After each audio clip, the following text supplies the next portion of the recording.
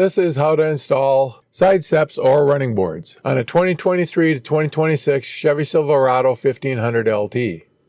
So this is my new Chevy Silverado 1500 LT. And like most pickup trucks, it definitely needs some side steps. So how do we get from there to here? Let me walk you through the steps. Well, after numerous searches on the internet, I decided on the Yitamotor carbon steel 6.5-inch steps. First and foremost, you want to read the instructions. That tells you the exact tools that you're going to need to do the job. And on page 2 of the instructions, it tells you the exact torque that you're going to need for the job as well. Got the tools ready, and my bucket, which I put all the parts in as I need them, and the side steps themselves. Now for the unboxing. We get a full boatload of pieces parts.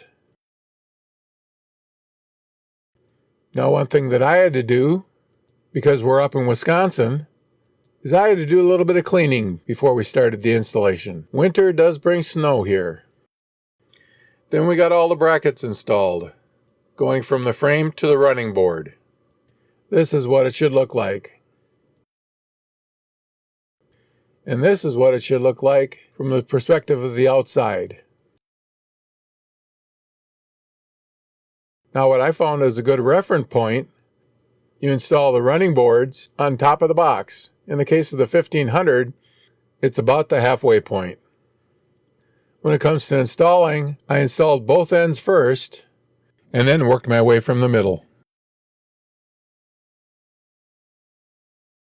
After all was said and done, this is what it looked like. Special thanks to my buddy Joel for helping to torque everything down. I hope this video has been helpful. If you like this kind of content, please like and subscribe. And thank you for watching.